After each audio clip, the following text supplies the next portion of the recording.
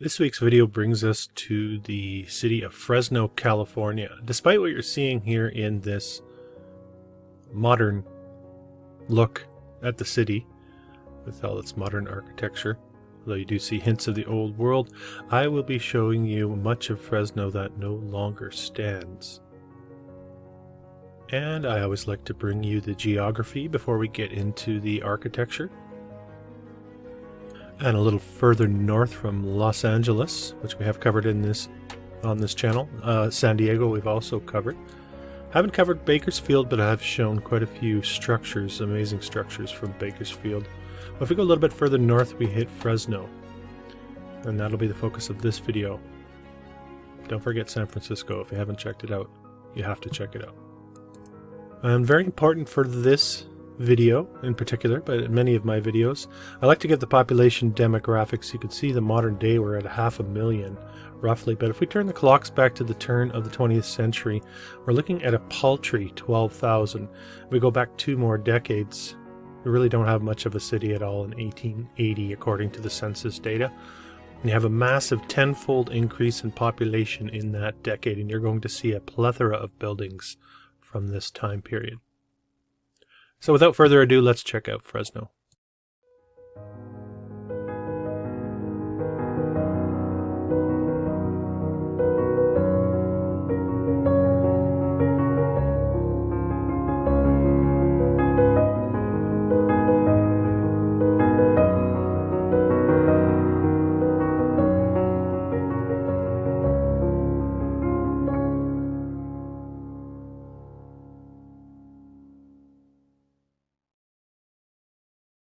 And history tells us we can thank the Central Pacific Railroad for establishing a station nearby in 1872, and that would be the reason why we have that 10-fold increase in population. We're told, of course, this population boom going on almost everywhere at the same time. Where were all the people coming from? They'll tell us Europe, but you just have to look at the population demographics of European nations and you will see no dip or decline in most of those places. So very mysterious narrative indeed. And if we look at some of the older images of Fresno, here you can see a beautiful ornate fountain. Nothing seems to have been built out of expediency. Everything is so elaborate and ornate. It fits nicely into the old world narrative that I like to discuss here on this channel. This is just a taste of some of the buildings you're going to see in a higher resolution moving forward. But you can see the dates on all of these and how these are just popping up all over the place, we're told, in the 1880s, when nobody really lived there until around this time. So anybody arriving to this location would have to basically believe what they're told about the past of the place. This is supposed to be from 1886, this image. Although when I look a little bit closer and I see the perfection of the fence lines, there's something artificial about this drawing slash photo, I suppose. Also very, very wide streets. Why you would plat a town in such a manner at such an early time period makes no sense if we're going to go with the historical narrative. So right away, this entire imagery that we're being given is suspect, I think, and I believe a cover-up of an existing location that was repurposed for the New World agenda, if you will. This is the Advent Church. I could find no other evidence of this. Apologies for the graininess of it. It's quite a prominent structure. You think it would be more widely celebrated as one researches these things. But this, as is so often the case, much of these searches fall flat when it comes to some of these amazing structures. And another curious part of the narrative that needs to be scrutinized a little bit closer. Here we have the Bank of Italy, built in 1917.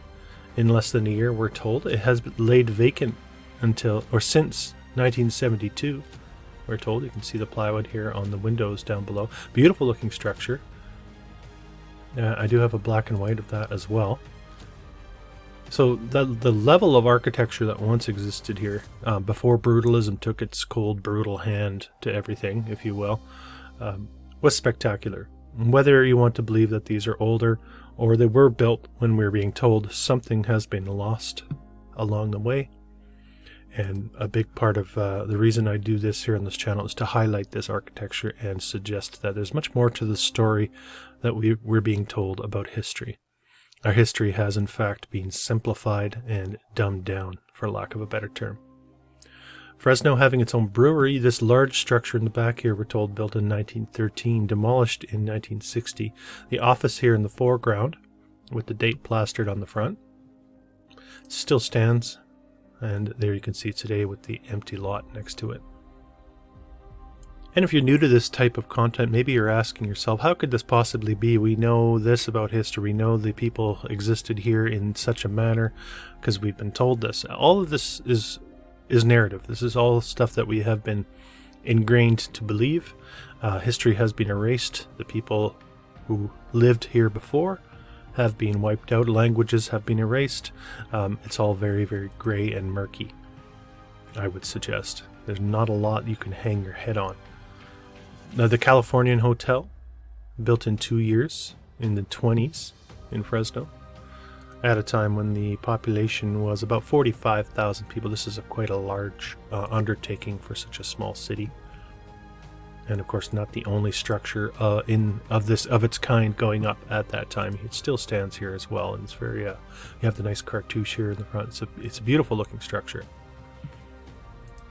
You're going to see quite a few of these street scenes. I will be singling out a lot of the buildings you're seeing here. Some of the buildings you're seeing I just couldn't find. I wish I knew what they were. But a lot of this is lost to history. So much of history has been erased, whether it by flood or fire or incompetence or coordinated effort to erase. I think all options are on the table, and probably a mixture of all of these things. And you can see the style of buildings that were going up in the 1880s, 1890s, early 1900s in Fresno. Again, it begs the question, who were these people arriving on this train, and what knowledge of building did they possess that they could come and construct in such a manner and have the means to do so, by the way, and the means and the skill. Now, history always just tells us, well, the railroad was there, so it explains away all these things like building materials and how they got there, but it doesn't really explain timelines. And again, that skill level, if you isolate it to a single location, it's easy to say, well, there was a concentration of skilled artisans in that location. But if you do as much research as I've done on all these different locations, you'll know that this is going on pretty much everywhere at the same time. And the bottom falls out of that narrative as far as I'm concerned. The ornate fountains, again, I think it might be the same fountain we saw. You find these centrally located on intersections of streets. So this the civil engineering that went on when in the construction of these locations is spectacular as well, and often overlooked. When we look at the buildings, sometimes we forget the way that these towns were laid out is quite spectacular. Here we have a city hall, rather modest, although quite an undertaking. You can see it's been demolished, the 60s. I would suggest and speculate that that was urban renewal responsible for the demolition of this structure. 1907 was when they built that. Again, only 20,000 people really living there at the time. There's 1909 again. We're getting a look at the train station there, but we'll keep moving forward and get to the courthouse saga, I suppose you could call this. This is supposedly the original courthouse. It was built in 1874.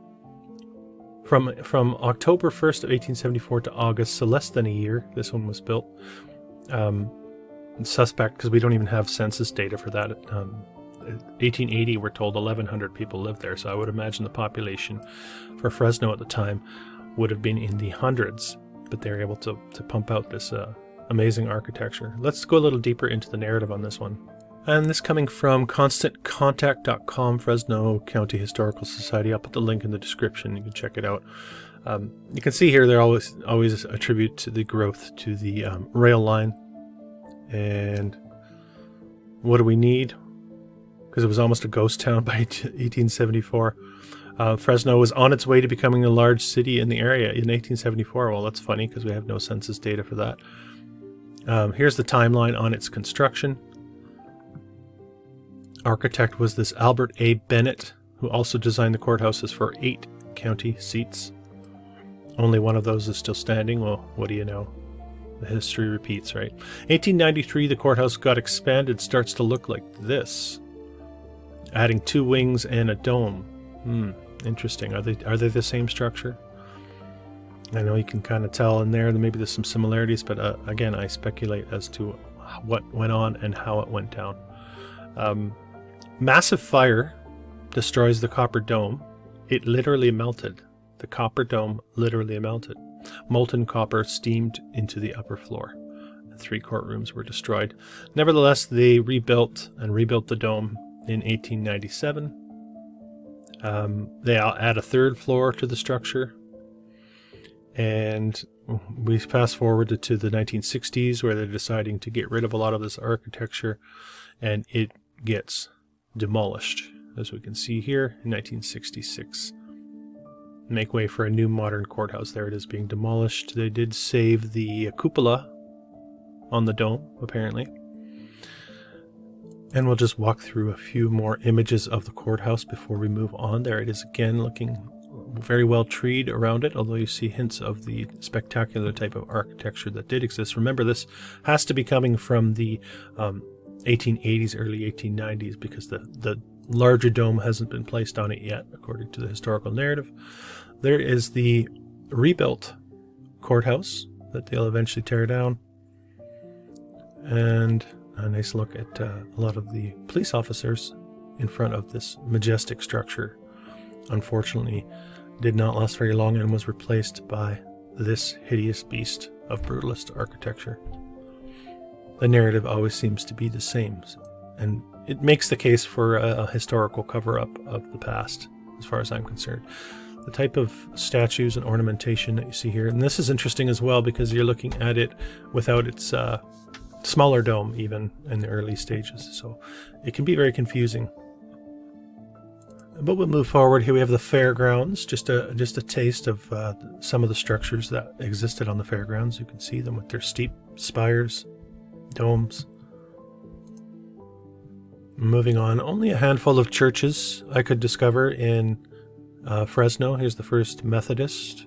I suspect probably some alteration having gone on, but that's all speculation. Let's move on to some of these wedding cake style structures that were being put up at that early time period when people were flocking to Fresno, we're told, on these trains. But they weren't building structures, again, out of expediency, but they were building them to look absolutely gorgeous. First National Bank, 1889, they built this. They tear this thing down to 32 years later. I guess it was getting old and decrepit by that point. Although you can see the quality of construction and building materials here is absolutely off the charts. Gorgeous, as usual. Highly suspect. Looking at the Fisk block, excuse me. This one is supposedly built in 1890 and demolished really only 24 years later. You can see if we take a closer look. Spectacular looking balconies, the clock tower on the corner, and then the very strange what they would call weather vanes on top of these spires, which make you wonder about the old world and the harnessing of the ether. And much more to that story, I would suggest. Absolute madness that they would tear this down after 20 years. There it is there. This was snipped from the bird's eye view. They're calling it the Shepherd and Teague Real Estate Insurance Brokers. Moving on to the Forestier Underground Gardens. Definitely a bit of a strange narrative surrounding this one as well. This gentleman, Baldassare Forestier, I suppose. That's a nice melodic name. Emigrated to the States and ended up in Fresno, but it was too hot for him, so he decided to make a cellar to escape the summer heat, probably influenced by Roman catacombs. Well, of course, and wine cellars he had seen. I won't go into the details on this, but that's the backstory for what we're seeing and the explanation for the underground portion of the Forestier Underground Gardens. There it is from above, not looking like much at all, but below you have a lot of these arches, what look to be almost damaged dome-like structures as well that have been opened up and then used to grow these orange trees. No doubt a place you can go check out if you go to Fresno. Seems interesting. There's probably a lot more to the story there as well, but worthy of inclusion in this video. Moving on to the Forsyth block, a bit vague on this one. After doing some digging, we're told it's built in the 1880s, again where everyone's flocking to Fresno, but the city's perfectly laid out with wide streets and ornate architecture. But this one meets its demise in 1921, fitting that same mold of 20 to 30 years, where so many of these early buildings feels more like they're erasing what was once there. Again, another structure falling into the same category. Fresno Loan and Savings Bank. This one built 1885. Gets remodeled 4 years later. Floors get added to it, elevators, and then it gets demolished in 1924. All that work for, what, 20 years? 30 years? 35 years? Yeah, okay. And there's a nice look at the street scenes with the horse and buggies and the amazing buildings, and a direct contradiction really with the mode of transportation, the wide streets, and beautiful architecture screaming at us that there's more to the story than what we've been told. We'll see this one a little bit later as well. I believe this is the Temple Bar building. Pretty amazing structure with the statuary. Again, who were the statue? I'm guessing they were the Italians that came over as well. A quick bird's eye view. I did pull a few, like I mentioned, off of here that I could find really nowhere else. These are always interesting to look at, and I think also a bit of a diversion when it comes to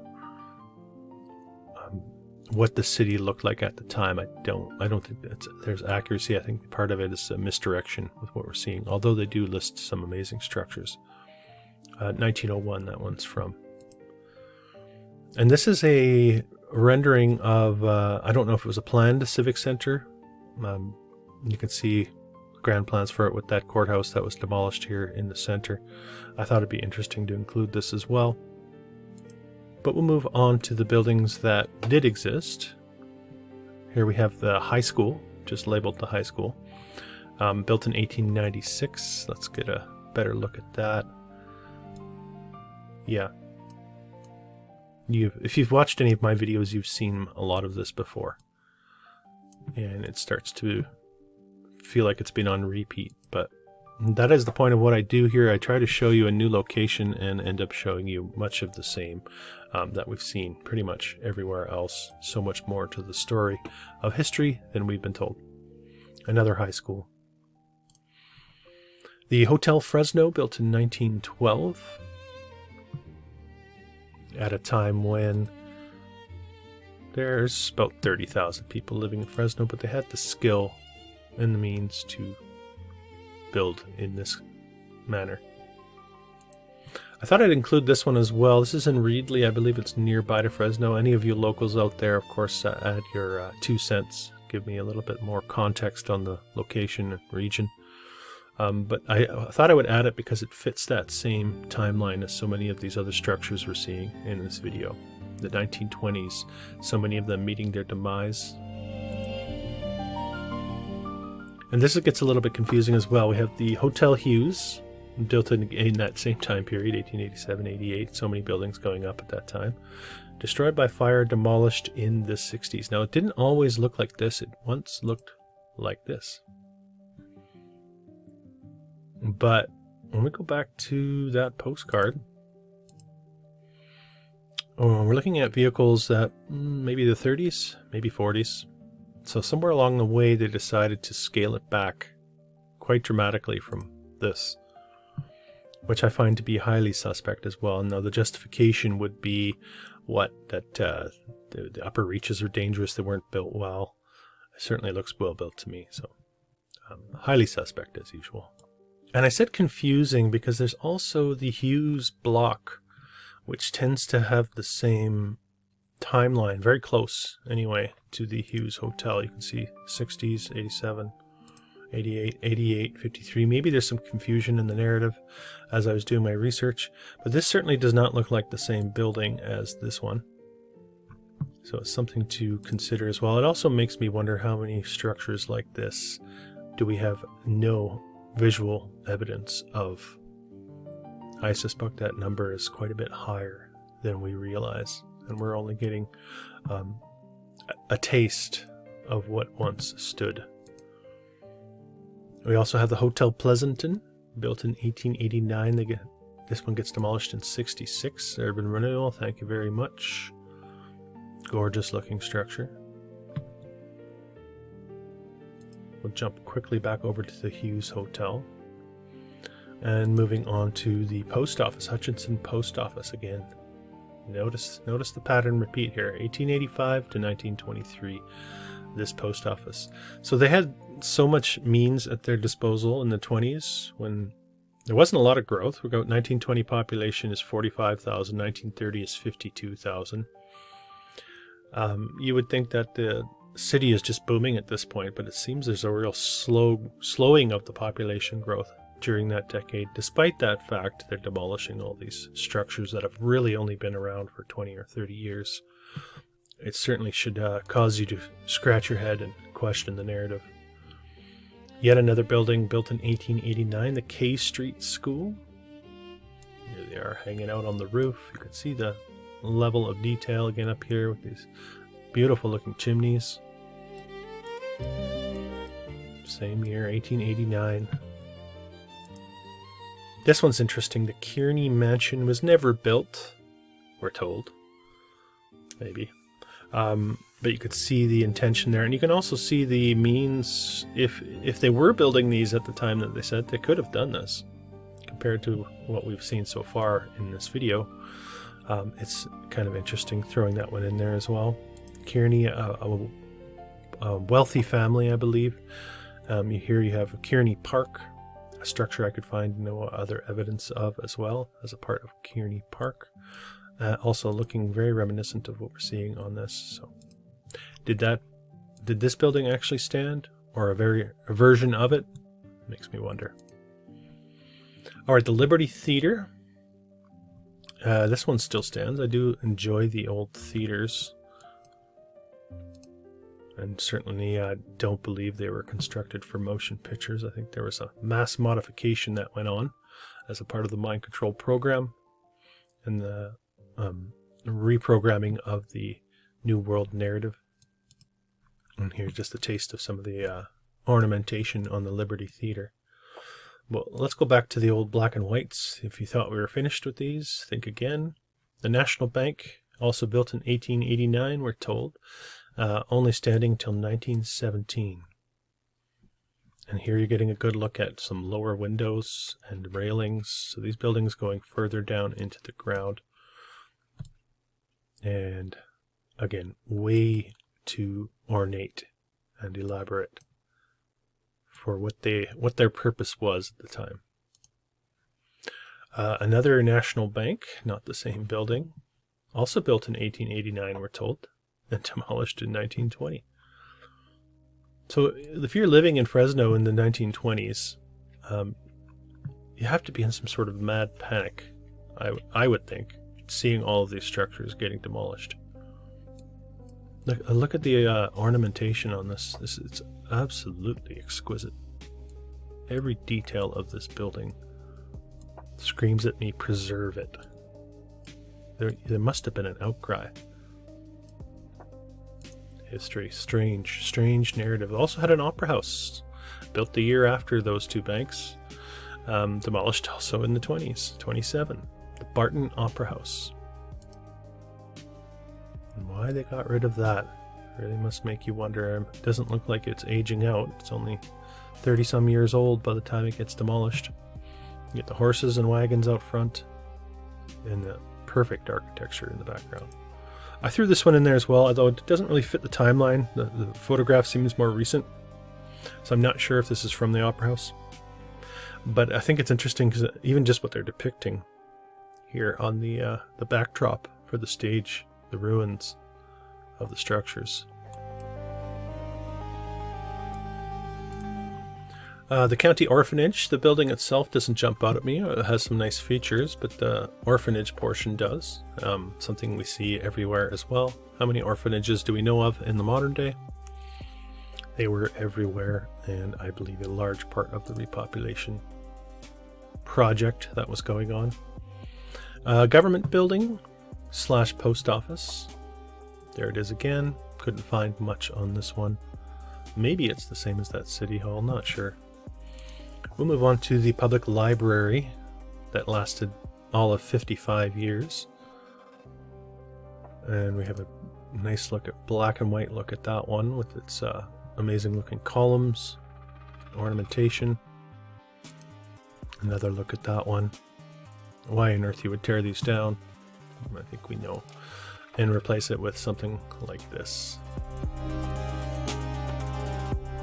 An eyesore is a not even an apt description for what we're seeing here. The residence of Colonel William Forsyth. Beautiful curved porch. Anyone ever built a curved porch? I understand the skill level involved there. Beautiful looking structure. The Raoul Chandler building still stands. Built in about a year, it looks like. In that early time period again. We've seen a few going up at that time. Interesting too, you're seeing an old postcard, and what you see here in the background is a tree, but when we move forward, there's the Liberty Theater, I believe, right next door.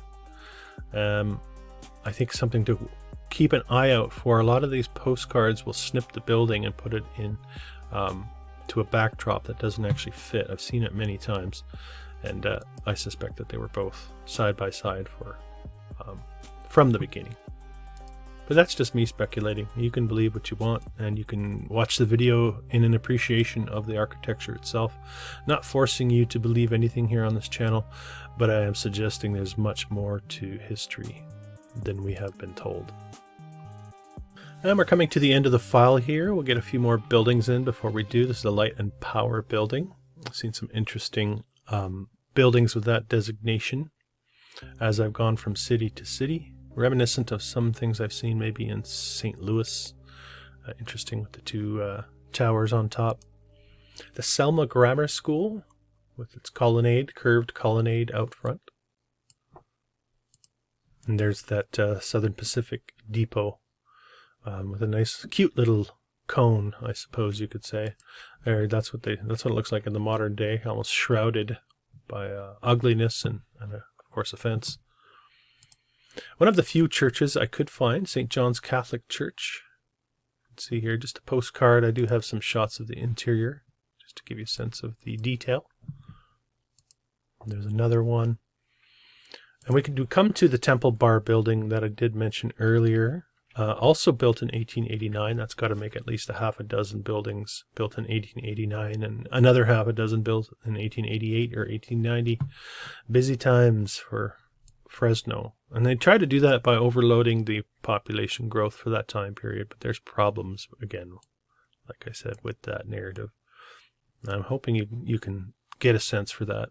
Not sure what the Temple Bar building was used for. If anyone has any idea, put that in the comments below. I don't know if this is associated with Gentleman's Society or any of that kind of thing, but nice looking statues as well. The Mattei building, large structure. The new Sunmaid Hotel, could find nothing on that, but there's probably a lot going on up here, ornamentation wise. Maybe it's a previous version of the Californian hotel we saw earlier, but again, not sure. The Pantages Theater. So many Pantages theaters all over the place. And there's a look at the ornamentation on that. You can see that with the angelic figures and griffin, of course. Griffins everywhere. Mythological creatures that they just added to all of the architecture, I suppose. Angels and griffins. I'm sure there's a connection there. Warner's Theater, it might be the same one, not sure. But this is the interior of that. They also have a water tower, looking like it's been stuccoed, parged, flattened, although it's still having trouble hiding the beauty of the old world with its little staircase jutting out here. Circular window, no doubt, has been modernized. And we do get a look at the interior just to show you the way they stack the brick. This is a brick stacked structure. There's very, very high level of high degree of difficulty on the construction for this one. And as I often like to do, we'll end it with a YMCA because it's fun to stay there. Thanks for being here. This has been an old world exploration. If you're new to the channel, don't forget to subscribe, hit the thumbs up button, and comment. I believe we are in the process of remembering who we really are and casting off the shackles of illusion. Until next time.